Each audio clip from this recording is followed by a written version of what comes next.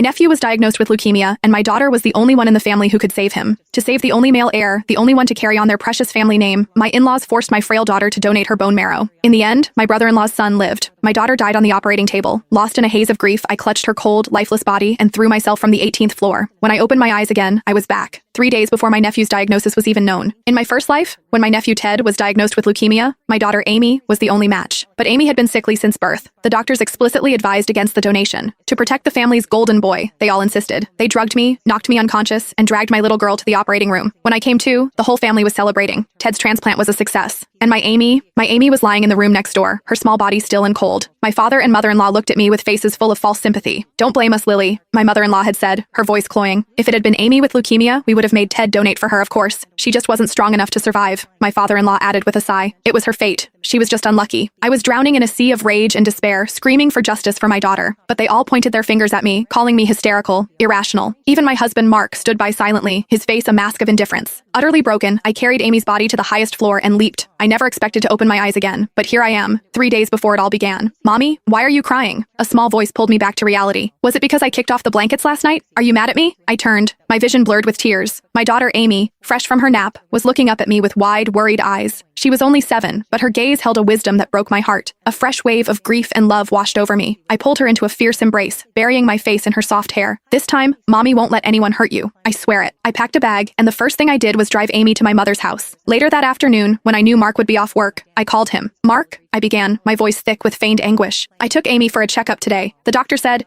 she has leukemia." I let a sob escape my lips. "Last time, you all said you'd make Ted donate if Amy were the sick one, didn't you? Let's see how you react to the news now." After hanging up, I drove home alone. When I walked in, my in-laws were fawning over Ted, the picture of domestic bliss. My arrival shattered the cozy atmosphere. The smiles vanished from their faces, replaced by annoyance. Before I could even step fully inside, my mother-in-law rushed forward. "Mark already told us about Amy," she said, her tone sharp and devoid of any sympathy. "We heard that even if you treat this disease, she'll be on medication for life. So we've discussed it, and we've decided it's better not to treat it. Besides," my father-in-law chimed in, not even looking at me, "you know our financial situation. We just enrolled Ted in that expensive advanced STEM camp. There's simply no extra money for Amy's medical bills. If you insist on treating her," my mother-in-law finished, "you'll have to get the money from your own family." One by one, they all nodded in agreement, sighing about Amy's terrible luck, her unfortunate fate. Their callousness didn't surprise me. I kept up my act, my voice trembling with a desperate plea. "Mom, Dad, my family will cover the costs, but the doctor said she needs a bone marrow transplant. The success rate is highest with a close relative." I came back to ask if he could just get tested to see if he's a match. The air in the living room went still. "Are you trying to ruin your nephew?" My father-in-law slammed his hand on the table, his voice a low growl. "Ted is our precious grandson. I will not allow anyone or anything to harm him." "That's right," my mother-in-law shrieked, as if I'd suggested feeding her grandson to snakes.